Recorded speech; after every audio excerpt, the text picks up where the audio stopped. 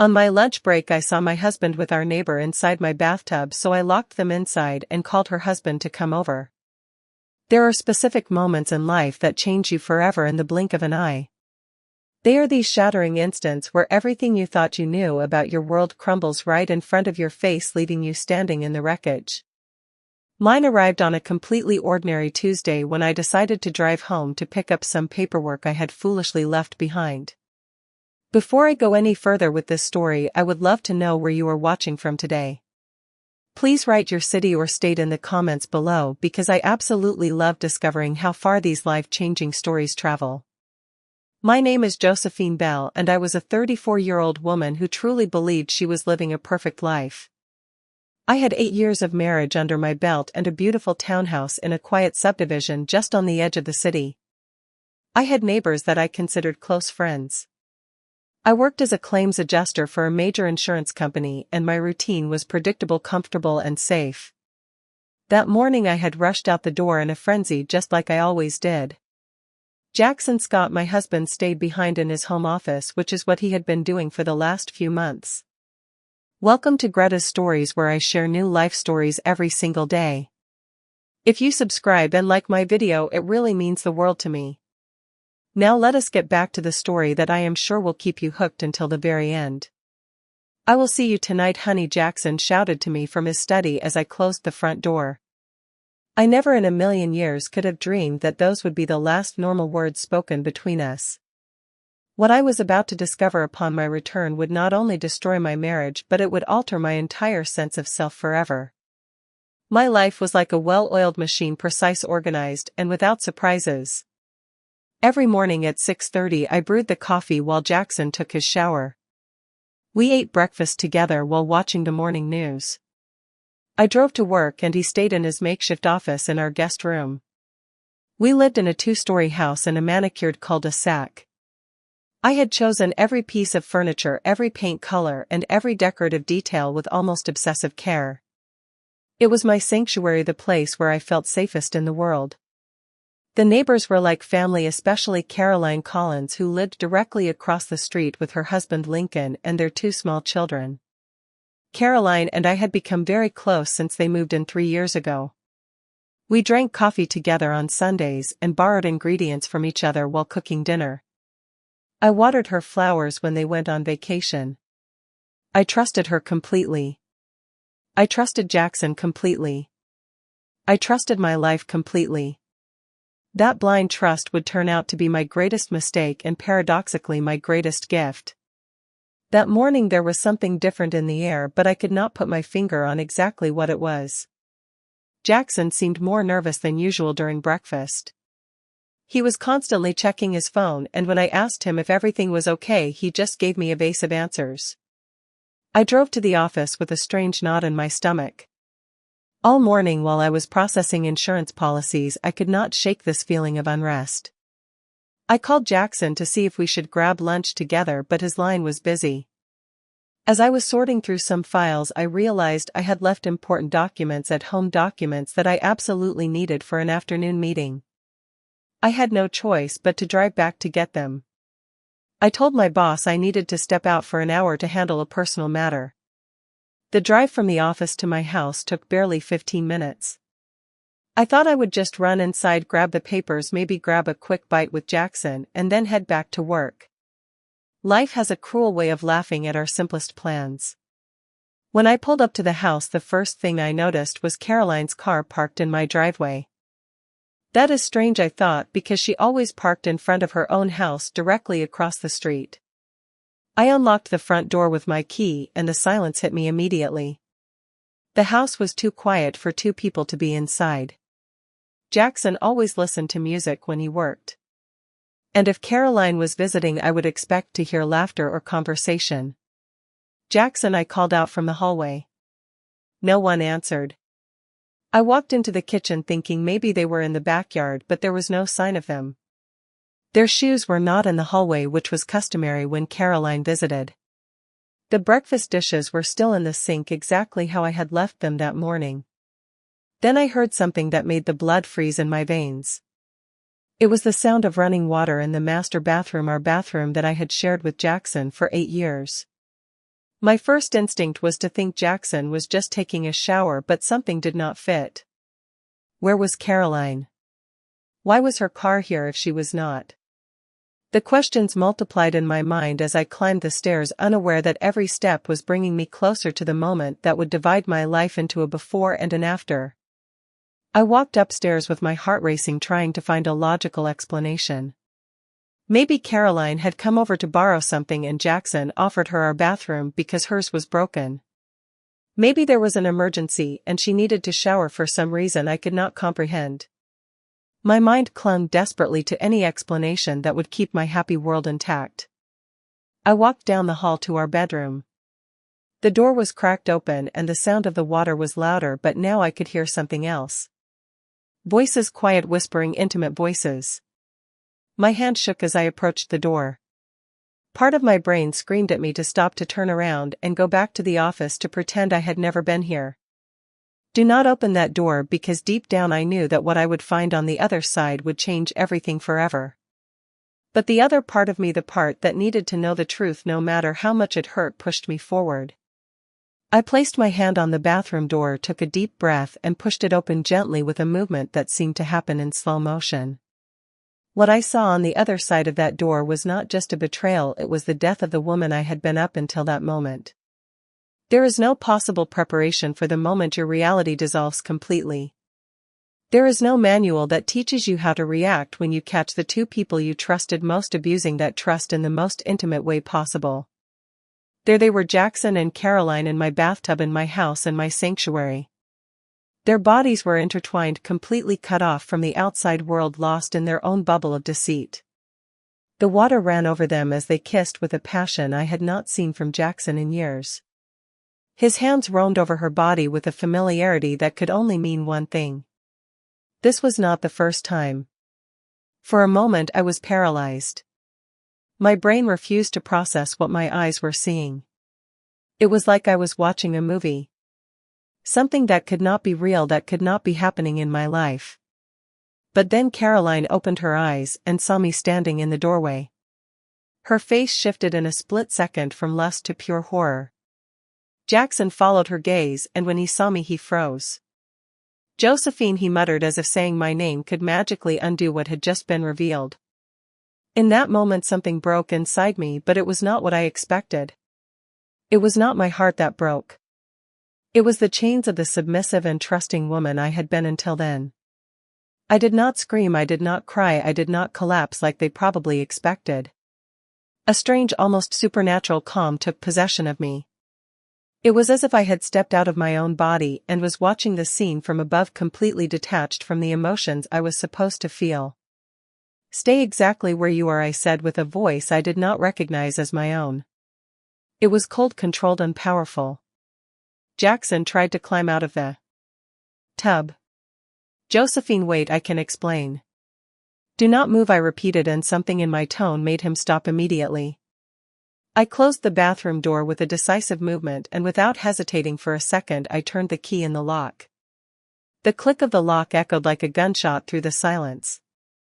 "Josephine, what are you doing?" Caroline's voice sounded panicked from the other side of the door. "Stay in there and think about what you have done," I answered, surprising myself with the coldness of my words. "In the meantime, I am going to make a few phone calls." I walked to my nightstand, picked up my cell phone and looked for a number in my contacts. A number I had dialed hundreds of times for trivial things. Dinner invitations, neighborhood help, casual chats, but never for something like this. Lincoln answered on the second ring. "Hello Josephine, how are you?" "Hello Lincoln," I answered with the same terrifying calm. "I need you here at my house immediately. There is something you need to see." While I waited for Lincoln to arrive, I sat on the edge of the bed, the same bed I had shared with Jackson for 8 years, and I let the reality hit me with full force. The signs had been there all along. Jackson working from home more often, his visits to the gym getting longer and longer, the way he had been putting his phone away lately when I came near, the extra showers he took to relax after work. And Caroline, sweet Caroline, who always found excuses to come over when Jackson was home, who had suddenly started dressing differently. More flirtatious, especially on the days I was working. She knew details about Jackson's routine that I had never told her. Desperate whispers came from the bathroom along with the sound of them gently knocking on the door. "Josephine, please, this is insanity," Jackson said. "Let us out so we can talk like adults." Adults. The word made me laugh. Adults were the ones sleeping with the neighbor's wife in their own wife's house. Adults were the ones constructing elaborate lies to hide their betrayal. My phone vibrated. A message from Lincoln saying he had left work. I replied telling him to just come inside. I would explain when he got here. In those minutes of waiting, I did something I had never done in my life. I checked Jackson's phone. He had left it on the nightstand when he went to shower. It had no passcode. After 8 years of marriage, we believed in total transparency. What an irony. What I found there confirmed that this betrayal went much deeper than I had imagined. The messages between Jackson and Caroline went back more than 6 months.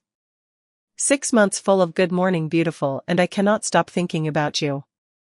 6 months of carefully orchestrated plans to meet when I was not around. 6 months of laughing about how clueless I was, how easy it was to deceive me. "Josephine is so naive," Caroline had written. "I think we could do it in the living room and she would not notice." "That is what I love about you," Jackson had replied, "that you are the opposite of her. Adventurous, spontaneous fun." But the message that tore me apart internally was one from just 2 days ago. "Do you think we should tell them?" Caroline asked. "Sometimes I feel guilty about Josephine. She is such a good person." "Not yet," Jackson had replied. "I need to make sure she does not take half of everything in the divorce when I break up with her. Give me a few more weeks." I read that message 3 times before the words really sank into my brain. They were not just cheating on me, they were planning to ruin my life financially. Then the doorbell rang. Lincoln was here. I walked down the stairs with trembling legs, clutching Jackson's phone tightly as evidence. Through the window I could see Lincoln standing on my porch, his brow furrowed, visibly worried about my mysterious call. Lincoln was a good man, hardworking, devoted to his family, completely infatuated with Caroline.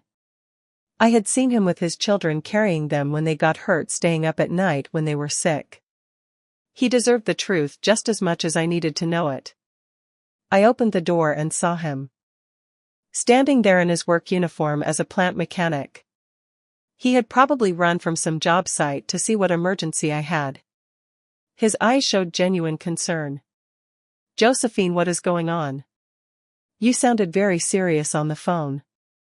Is everything okay?" For a moment I hesitated. As soon as I spoke the words, there would be no going back. Lincoln's life would also be in pieces. His children would have to deal with their parents divorcing. His whole world would collapse just like mine. But he deserved the truth. "Lincoln," I said, and I surprised myself with how steady my voice sounded. "Caroline is here inside my house with my husband." I caught them together. I watched as the words took a few seconds to land in Lincoln's brain. His expression shifted from concern to confusion, then to disbelief, and finally to a painful understanding that I recognized perfectly because I had just gone through the same thing. "What do you mean together?" he asked, even though he knew exactly what I meant by my tone. "I found them in my bathtub," I answered softly. "I locked them inside. They are waiting for us to decide what we are going to do." Lincoln leaned heavily against the doorframe of the master bedroom as if the bones in his legs had suddenly turned to water. His face, usually so warm and full of life, had gone completely ashen, drained of all color. "How long?" he murmured, his voice barely audible over the humming of the air conditioning. I handed him Jackson's smartphone without saying a word. According to what I had just read, it had been going on for at least 6 months, perhaps even longer. As Lincoln scrolled through the thread, I watched his world disintegrate in real time. It was the same hollow look I must have worn only minutes prior, that same devastating mixture of disbelief and betrayal, the sickening realization that the life you thought was solid ground was actually quicksand. "Oh my God," he whispered, bringing a trembling hand to his mouth. "The kids." Josephine, how am I supposed to explain this to the kids? It was the first time since walking into that bathroom that I witnessed someone else experiencing the raw, jagged edge of this pain, and strangely, it made me feel less alone in the nightmare. We moved downstairs to the living room, needing to get away from the physical proximity of our spouses. We sat on my beige sectional, surrounded by framed memories that now felt like they were mocking us. There were photos of Jackson and me cutting our wedding cake, photos of our two families on vacation together in Myrtle Beach, and snapshots from Christmas parties where we were all laughing in matching pajamas like one big, happy clan. It had all been a performance. I need to understand, Lincoln said, his voice cracking. When did this start? How could I have been so blind? We huddled together over Jackson's phone, scrolling back to create a timeline of the treason.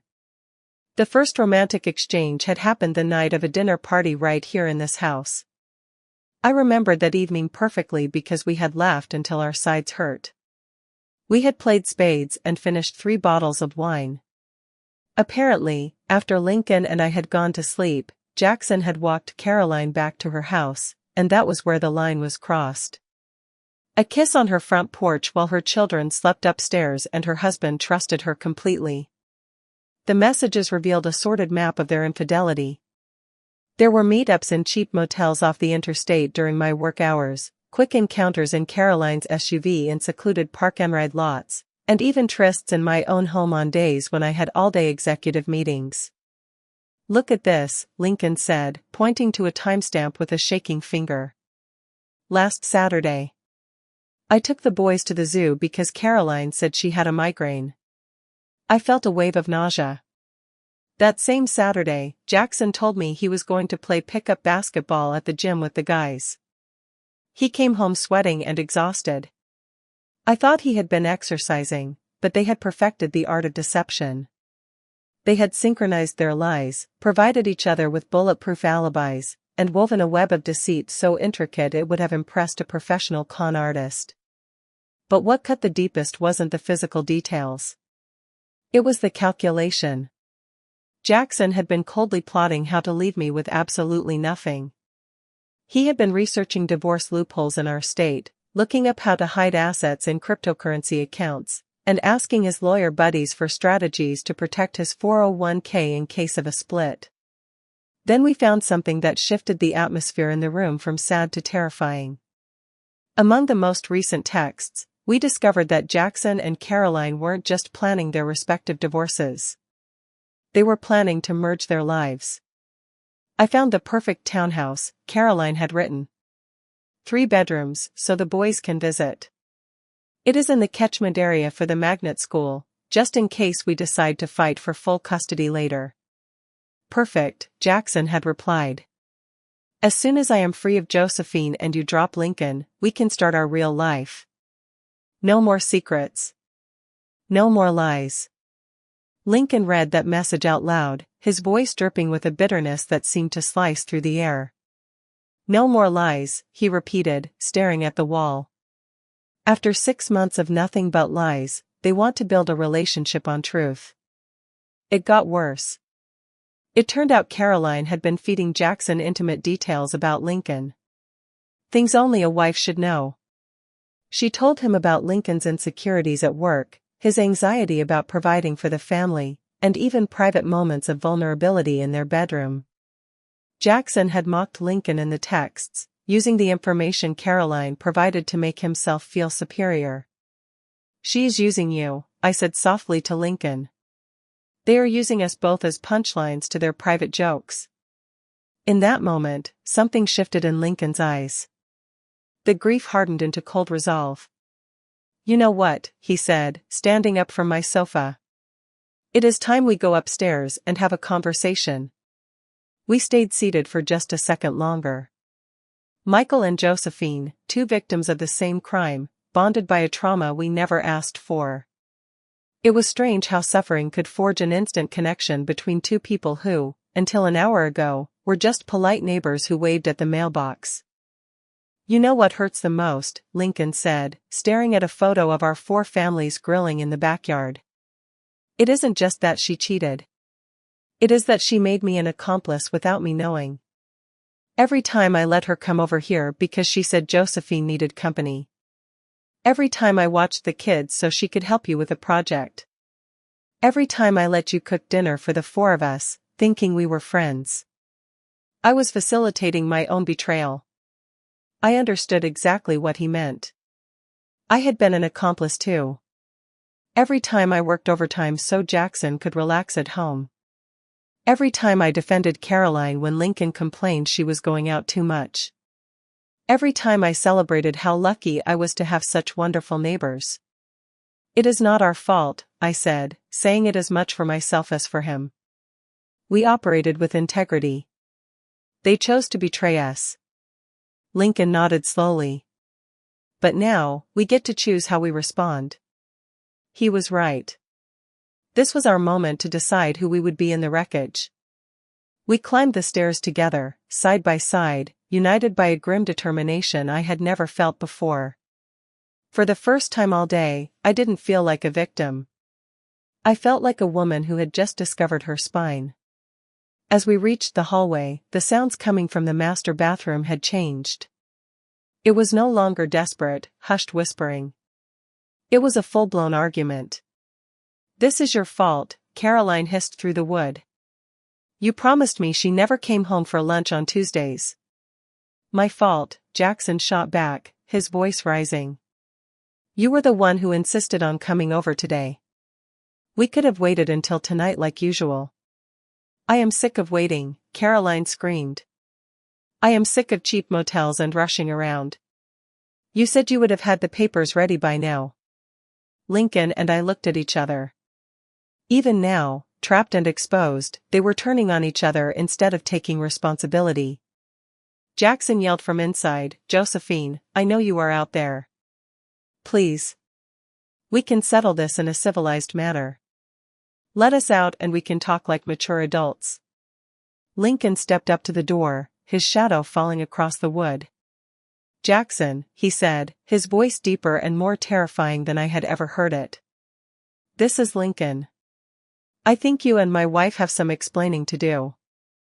The silence that followed was heavy and suffocating. "Lincoln." Caroline's voice sounded small, like a child caught stealing candy. "Lincoln, baby, let me explain." "I am waiting," he replied with a calmness that mirrored my own earlier state. "It isn't what it looks like," Caroline stammered. Lincoln let out a short, dark laugh. "Caroline, you are naked in our neighbor's bathtub with her husband. Exactly which part of that isn't what it looks like?" But then Jackson spoke, and what he said sucked the air right out of the hallway. "Lincoln, Josephine, look, you have to understand. This is more complicated than you think. Caroline and I, we fell in love. It wasn't planned. It just happened. In love." I repeated the words in my head. A fire ignited in my chest, hot and consuming. They fell in love while lying to our faces for half a year. "We knew it was messy," Jackson continued, sounding almost self-righteous. "But we couldn't control our feelings. We wanted to tell you both. We were just waiting for the right moment." Lincoln slammed his fist against the door, the sound echoing like a gunshot. "The right moment," he roared. "You mean like after you signed the lease on that townhouse you already found? After you made sure Josephine wouldn't get a dime in the divorce? After you decided if my sons would live with you?" The silence on the other side of the door confirmed we had hit the bullseye. "How do you know that?" Caroline whispered, and in her shaky voice, I could hear the realization that her carefully constructed fantasy was collapsing around her ears. "Text messages," I replied simply. "Very detailed, very illuminating." What followed was a chorus of desperate backtracking. Jackson yelled that the messages were taken out of context. Caroline insisted she never seriously meant to move the kids. Both of them tried to shrink the enormity of what we had discovered, trying to make it small enough to forgive. But Lincoln and I were done listening to the spin. We stared at our phones, reading message after message that documented not just their physical affair, but their financial and emotional conspiracy against us. Josephine, Lincoln said quietly, leaning close. Does your phone have a voice memo app? I nodded, understanding his plan instantly. Good. Because I think you should record some of these confessions for our lawyers. I pulled up the app, hit the red button, and tapped gently on the door. Jackson, Caroline, could you repeat that part about being in love? And maybe clarify the timeline about waiting for the right moment to leave us destitute. My divorce attorney is going to find this fascinating. The panic in their voices as the legal reality set in was the sweetest sound I had heard all year. Lincoln and I walked back downstairs, leaving them locked in with their recorded confessions and their rising terror. We sat back down on the sofa, two people who had woken up with very different lives that morning, now forging a path through the wreckage together. What do we do now? He asked me. For the first time since I turned that doorknob, I smiled. It wasn't a happy smile, but a smile of recognition. I realized I wasn't the defenseless housewife they thought I was. Now, I said, checking the battery level on my phone. We give them exactly what they deserve. I started building a call list. My lawyer. Lincoln's lawyer. Our bosses, to explain why we wouldn't be returning to the office this afternoon. And, surprisingly, Caroline's mother. You are going to call her mom? Lincoln asked, eyebrows raised. Her mom watched your kids yesterday while Caroline pretended to be sick, I reminded him. She deserves to know why she was really babysitting. Lincoln nodded slowly. You are right. And I am going to call Jackson's boss. I am sure he will be interested to know why his VP of sales has had so many doctor's appointments lately. It was time for the consequences to catch up with the actions. Over the next hour, Lincoln and I orchestrated a campaign of total transparency. First, the lawyers. My attorney was practically giddy when I described the evidence. Josephine, this is gold, she told me. Documented adultery, conspiracy to hide assets, and confessions on tape. Jackson won't be able to dictate a single term. Lincoln's lawyer was equally optimistic about his custody chances. Then came the harder calls. Caroline's mother was devastated when I explained why her daughter's marriage was ending. I always felt something was off, she confessed, her voice trembling. Caroline has been so distant, so secretive. Jackson's boss reacted with professional fury when he learned his employee had been faking medical emergencies to meet a married woman. That is a violation of company ethics and it is essentially theft of company time, he assured me. There will be immediate HR implications. Likely termination for cause. While we made these calls, the noise from the bathroom intensified. Jackson and Caroline had cycled from making excuses to begging, then to threats, and back to pathetic pleading. Josephine, please, Jackson shouted, his voice hoarse. 8 years of marriage has to mean something. We can go to counseling. We can fix this. Lincoln, Caroline sobbed. Think about the boys. Don't destroy our family over one mistake. One mistake. 6 months of calculated lies and she called it a mistake. You know what, I said to Lincoln as I hung up the phone. I think it is time to let them out. Lincoln looked at me, surprised. Are you sure? Completely, I said, feeling a surge of power I didn't know I possessed. But first, we have to set the stage for the grand finale. It was time for them to face not just their spouses, but the full weight of their reality. I climbed the stairs for the 3rd time that day, but I was a different woman. I wasn't the naive Josephine coming home for lunch. I wasn't even the angry wife who found them. I was the narrator of my own life now, taking the pen back. Lincoln followed me, and we stood before the bathroom door. The noise inside had stopped. No more begging. Just a heavy, dreadful silence, the sound of people realizing their world had ended. Before I turned the key, I looked at Lincoln and said, I want you to know something. That experience changed me forever and certainly not in the way they expected. Lincoln nodded at me from across the hallway, his eyes reflecting the same steel resolve I felt hardening in my own chest. He told me quietly that this nightmare had shown him he was stronger than he ever believed possible, and I knew exactly what he meant. I reached into the pocket of my jeans and wrapped my fingers around the cold metal of the key. It was the same key I had turned in a blind panic just an hour ago, an instinctive act of self-defense when my world was collapsing. But now, as I held it tight, the jagged edges digging into my palm, it represented something entirely different. It was no longer a tool for hiding. It represented my conscious, deliberate decision not just to open a door but to unlock a terrifying and beautiful new chapter of my life. I took a deep breath that filled my lungs with a sudden surge of clarity. "Jackson, Caroline," I said clearly, my voice ringing through the wood of the master bathroom door, "you are going to come out now, but you need to understand that the rules have completely changed." I turned the key in the lock, the click sounding like a gunshot in the quiet house, and I stepped aside. The door opened slowly, almost hesitantly, and two people emerged who looked nothing like the confident, arrogant figures I had locked in there. The steam from the shower escaped with them, carrying the scent of my expensive body wash that she had felt entitled to use. They were no longer the secure, conspiratorial lovers who had plotted to dismantle our marriages over secret lunches and stolen afternoons. They were just two shivering, exposed people who had just realized they had gambled everything that mattered and lost. Jackson came out first, wrapped hastily in one of our plush white bath towels. His eyes were red and rimmed with panic, wearing the expression of a man who was finally calculating the true cost of his arrogance.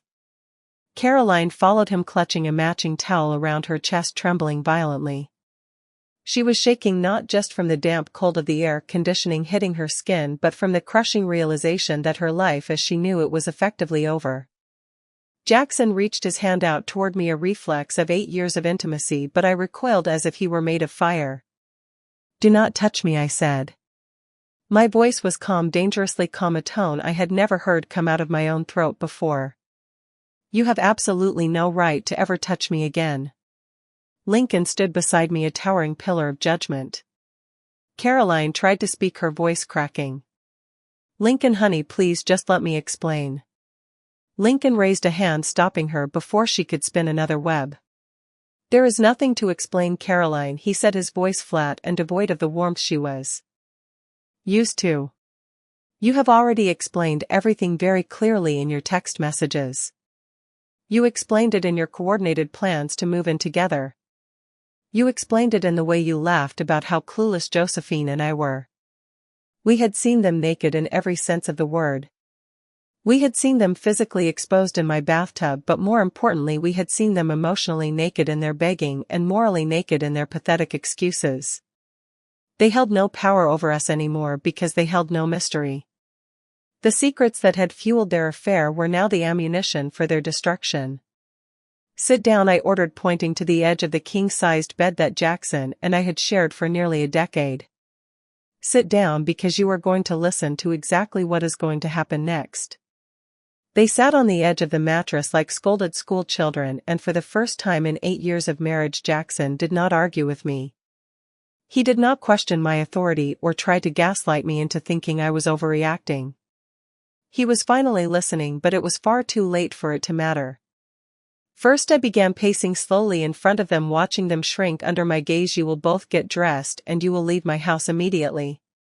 Jackson, you can come back tomorrow to get your essential belongings, but you will only step foot on this property with a police escort or a neutral witness. I am changing the locks tonight." Second, I continued, feeling every word stitch a piece of my dignity back together. "Our lawyers have already been briefed on the entire situation. The text threads, the audio recordings of your confessions through the door, the timeline of your financial maneuvering to hide assets, everything has been documented and backed up to the cloud.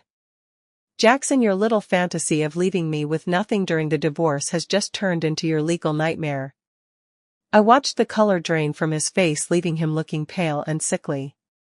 "Josephine, surely we can come to a civilized agreement," he stammered, trying to find his footing. "Civilized," I repeated, the word tasting bitter on my tongue. How was it civilized to spend 6 months planning how to ruin my financial future? How was it civilized to mock me in private messages while eating the dinner I cooked? How was it civilized to use our home, our bed, and our life as a stage for your betrayal? Lincoln stepped forward, taking over the narrative with a cold precision. Caroline, your mother already knows why you really needed her to watch the kids yesterday.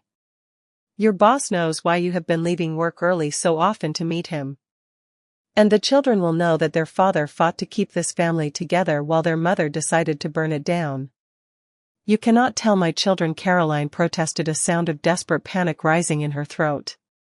I do not have to tell them anything, Lincoln replied with a strength I had never seen in him before. Actions have consequences, Caroline, and yours are going to ripple through your family for a very long time. It was then that I did something neither of them expected. I walked right up to Jackson and looked him dead in the eyes. Do you know what hurts the most about all of this? I asked him softly, my voice barely above a whisper. It is not that you cheated on me. It is not that you planned to steal from me. It is not even that you used my own home to deceive me. I paused, letting the silence stretch until it was suffocating. My voice gained power with every syllable.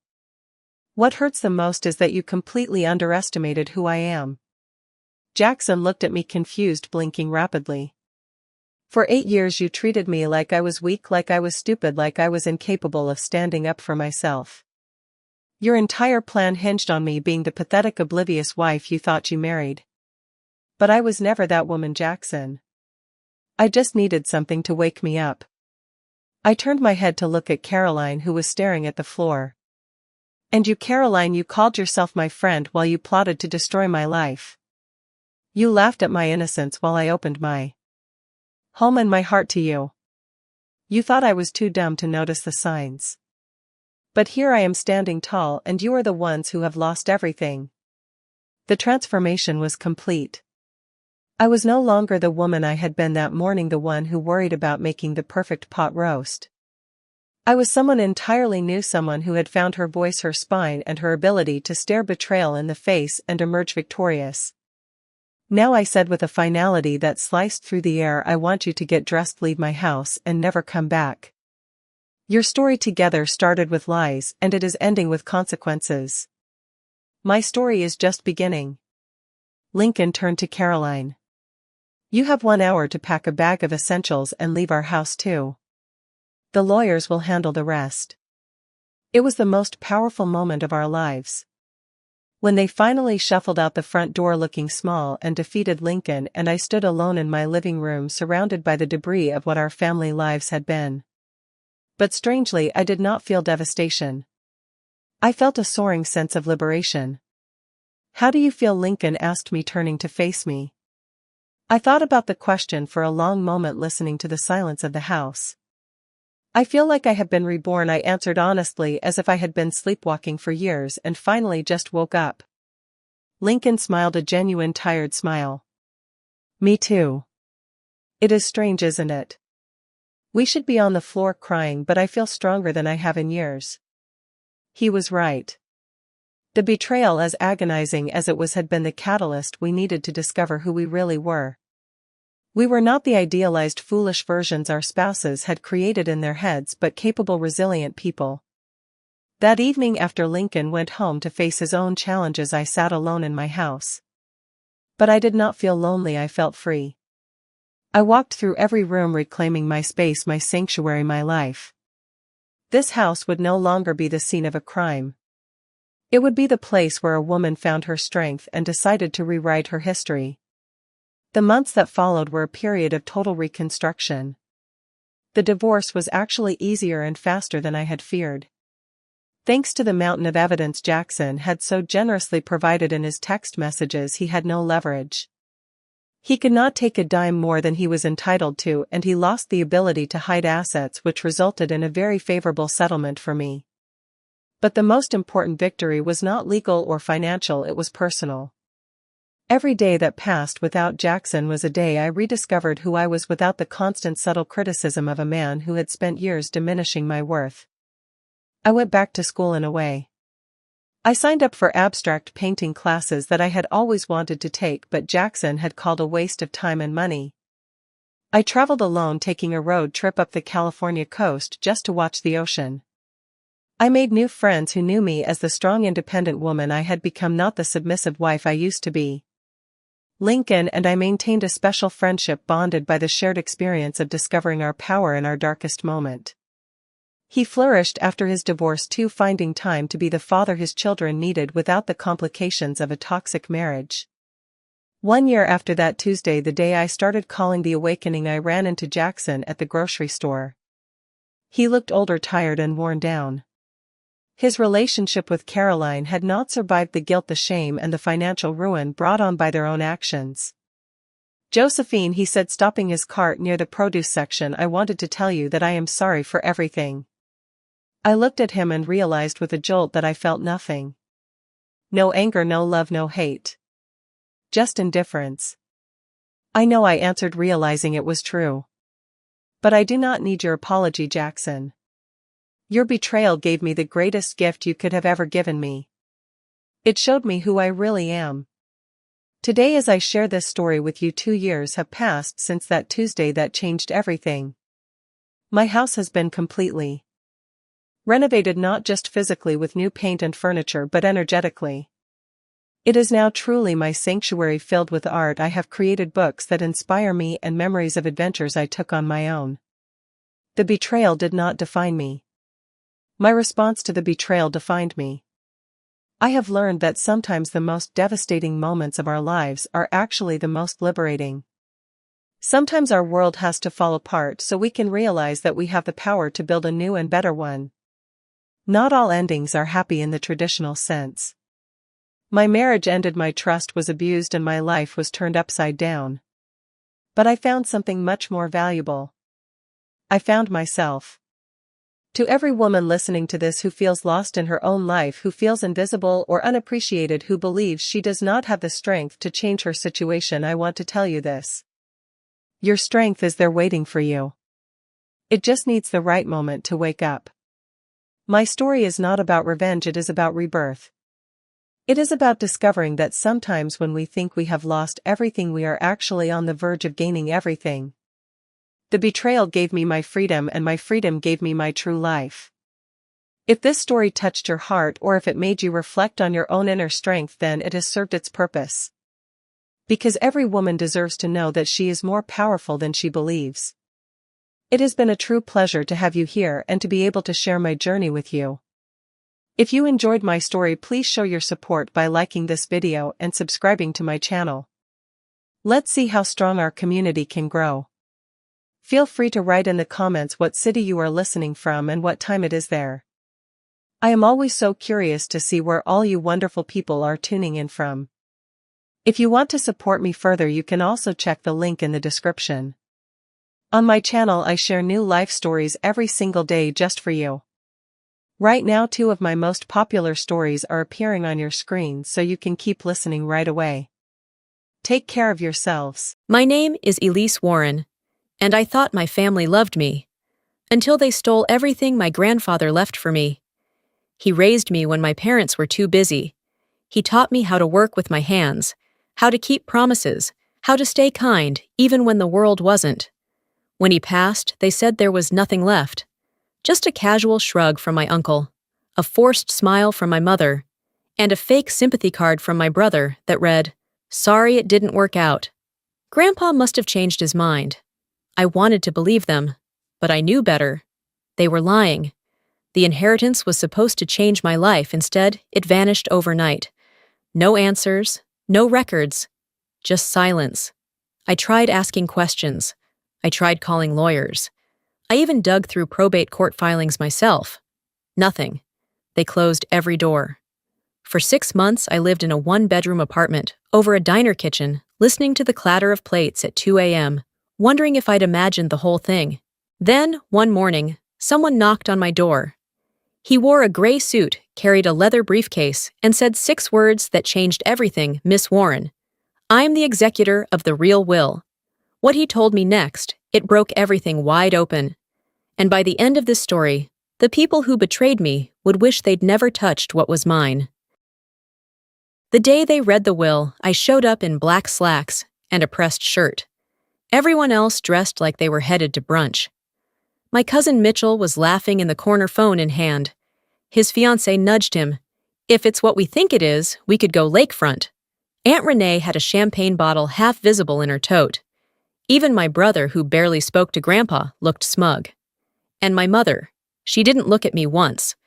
The lawyer, not Grandpa's longtime attorney, someone new, handed out sealed envelopes. I opened mine slowly. Blank. A single blank sheet of paper. No check, no letter, no explanation. I stared at it like it might shift and reveal something. Anything. Mitchell broke the silence. 150 grand baby. He high-fived my brother across the table. Renee squealed. Someone popped the champagne. And I was just sitting there. I leaned toward the lawyer. There's nothing in here, I said. She glanced down, then replied evenly. Your grandfather revised the will shortly before his death. According to the version filed, your portion was rescinded. Rescinded. My mother finally turned toward me with a soft, syrupy voice. Sweetheart, don't take it personally. Maybe he thought you didn't need it. Didn't need it. I walked out without another word. I didn't want them to see my hands shaking. That night, I sat in my car and stared at the dashboard until morning. Not a single message from anyone. No apology, no explanation. Just silence. In the days that followed, I tried to make sense of it. I dug up old voicemails from Grandpa birthday calls, long chats, his laugh. Nothing in his voice ever hinted at betrayal. He used to tell me, if things ever go sideways, you hold the line, Elise. You're the only one I trust. But when it mattered, there was no line, no trust, no inheritance, nothing. I tried contacting the attorney listed on the envelope. Number disconnected. Email bounced. When I pulled public records, I found something worse. Grandpa's usual lawyer had retired suddenly. The will had been filed by someone else entirely, a man with no record of working with my grandfather before. When I asked about the original document, I was told that's sealed under court order. You're not a listed beneficiary. I wasn't just written out, I was erased. Meanwhile, Mitchell posted Instagram stories from a new house with granite counters and a pool. My brother flashed a watch that cost more than my student debt. And my mother, she sent me a single text. Don't stir up trouble, Elise. Let it go. Let it go. I was working 12-hour shifts and skipping meals, and somehow they expected me to believe this was all fair. Something was wrong, not just morally, legally. I didn't know what yet, but I knew one thing: they weren't afraid of what I'd lost. They were afraid of what I might find. It happened on a Monday. Rain sliding down the kitchen window, bills stacked by the sink. I was slicing onions for a soup I couldn't afford meat for when the knock came. 3 short, deliberate raps. I wiped my hands and opened the door. He stood there in a charcoal gray suit. Not young, not old, clean-shaven, neatly pressed. He held a leather briefcase, and something in his eyes told me this wasn't a sales pitch. Miss Elise Warren, I nodded. My name is John Alcott. I'm the court-appointed executor of Henry Warren's sealed will. My mouth went dry. I stared at him, not moving, not speaking. Because I'd heard that name, executor, but not in connection to anything real. Not since they told me the inheritance was gone. You might want to sit down, he added. This isn't going to be a quick conversation. I led him inside. He didn't comment on the peeling linoleum or the broken cabinet handle. He simply sat, opened his briefcase, and placed 2 documents on the table. One was stamped and sealed with the county court's insignia. The other, I recognized immediately. It was the document they'd read at the firm. The fake one. What is this? I whispered. He tapped the county-stamped one. This is your grandfather's final court-registered will. Signed, witnessed, and sealed 6 weeks before his death. I've been authorized to execute it now that several irregularities came to light. I swallowed hard. Irregularities. He nodded slowly. Someone filed a forged version, with a falsified signature and notarization. That's the one your family received and read aloud. I stared down at the fake will. It looked so official, so final. And yet it was nothing more than a cover story. They told me there was nothing I said. I know, he replied. That's why I'm here. He opened a folder and showed me a list of asset transfers, properties, investment accounts, antique sales. Every item was marked withheld, blocked, in violation. I could hardly breathe. It was all still there. So, the inheritance, I asked, voice barely audible. He gave a small, measured smile. Very much intact. And under the law, you were never removed. For a moment, I couldn't move. Because everything I had accepted as a loss, my future, my dignity, my grandfather's love, wasn't gone. It had just been buried. Deliberately. By people who shared my last name. John Alcott didn't speak like a lawyer.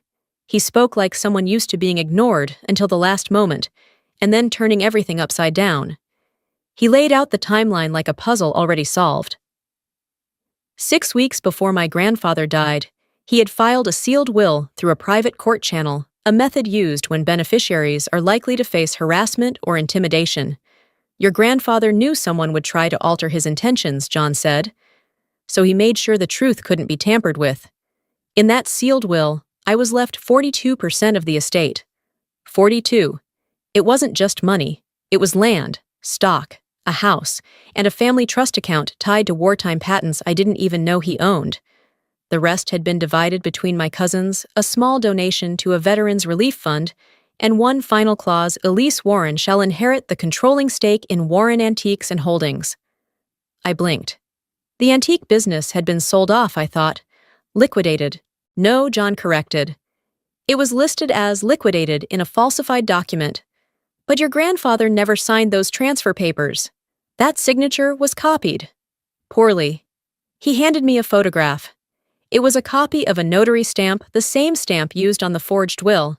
Except, the woman listed as the notary. She died 2 years before the will was supposedly signed. The room went quiet. We believe the forgery was arranged internally, John said calmly, by someone with access to your grandfather's personal records, medical appointments, signatures, routine banking patterns. I didn't need to ask who. The image came to me without invitation, my mother holding Grandpa's checkbook while he recovered from surgery, my uncle always offering to help with the paperwork, and my brother standing silently behind them, knowing watching. The document they read at the law firm wasn't a mistake. It was an ambush, a cold-blooded maneuver to push me out quietly permanently. Why didn't you come sooner? I asked. John's expression tightened. I was denied access. The court was notified the will had already been executed. By the time we cross-verified the documents, months had passed.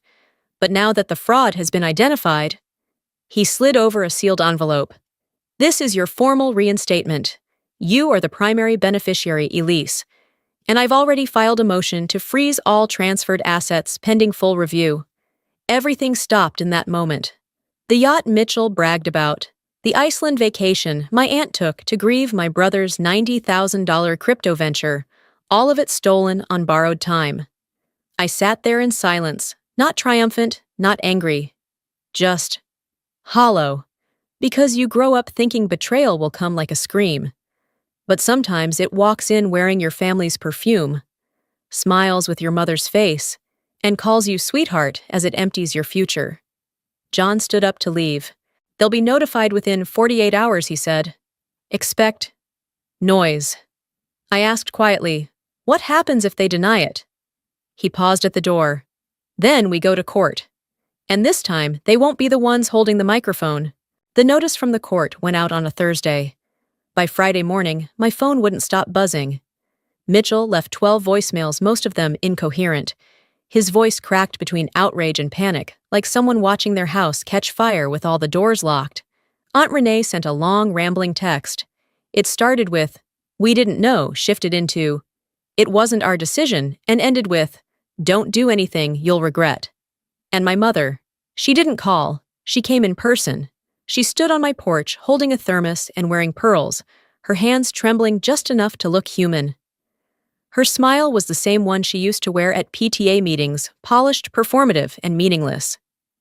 "Elise," she said through the screen door, "we should talk. We're still family." I didn't open the door. John stood behind me in the hallway and spoke in a level voice, his words stripped of all sentiment. "Don't engage. The investigation is open now." Over the next few days, things moved quickly. Faster than I expected. Faster than they could prepare for. Warren Antiques was placed under temporary court supervision. The family trust was frozen, its disbursements halted. And I was granted a protective order not from journalists or creditors, but from my own relatives. Mitchell tried to move funds from an offshore account. The bank flagged it before the wire went through. My uncle claimed he had been manipulated, but his email history told a different story. In one message, he corresponded directly with someone known for selling forged notary seals. It was all right there: names, dates, the paper trail of betrayal. Then came the twist I never saw coming. John requested access to a secondary vault listed under my grandfather's name, a safe deposit box that hadn't been touched in over a year. It was registered in my grandfather's own handwriting. When the box was opened at First Fidelity Bank, 3 things were inside: a signed copy of the handwritten will, a sealed letter addressed to me, and a flash drive. John handed me the envelope privately. I opened it alone that night. The letter was dated 6 weeks before Grandpa died. His handwriting was familiar, firm, but slanted like always. The letter began simply, "If you're reading this, it means they did exactly what I feared." He wrote about the way he'd watched them over the years, circling his estate like scavengers. He wrote about the meals we shared, the afternoons I helped him shave, the nights I sat with him, while he forgot names and remembered wars. And then he wrote, "You never asked me for a thing. That's why I left you the key. To the trust. To the land. To everything they'll try to fake their way into." I didn't cry because of the money. I cried because it meant I hadn't imagined it. I had mattered to him. They just wanted me to doubt that until I disappeared. The flash drive held recordings. Conversations. One was between my uncle and someone labeled consultant. They discussed how to hide transfers and how to forge competency declarations to make it look like Grandpa had lost control of his faculties. It wasn't just theft, it was methodical, deliberate erasure. John submitted the recordings to the court the next day. That was when everything shifted. What began as a probate dispute turned into something heavier: legal, criminal, forgery, fraud, conspiracy. 3 weeks later, I walked into probate court as someone entirely different from the girl who'd sat silently at the fake will reading. I was calm, present, ready. My mother sat in the gallery, her hands white-knuckled around her pearls. My brother wouldn't look at me. Mitchell started crying before the judge entered the room. The court was cold, neutral, but I wasn't. I didn't need to speak much. John handled the arguments. The documentation spoke for itself. The paper trail was louder than any of their voices. And when the judge formally reinstated the original sealed will, I didn't celebrate. I didn't gloat. I just exhaled. Quietly. As I turned to leave the courtroom, John caught up with me in the hallway and handed me a folded note. "There's one more thing," he said. "Your grandfather created a private designation not legally binding, but personally significant. It names a successor trustee for the foundation accounts tied to his military patents." I unfolded the paper. It was brief. 4 words. Written in clean black ink. Elise Warren, sole trustee. It wasn't just a victory. It was a statement. They had tried to cut me out. Instead, I had become the one name they couldn't escape. The silence after the ruling was its own kind of verdict. My family, once so loud with opinions and justifications, vanished. No more voicemails, no more lectures about gratitude, just absence, and I welcomed it. Mitchell lost the house first, then the car, then the carefully curated online image of success. His profile picture disappeared, replaced by a blank icon.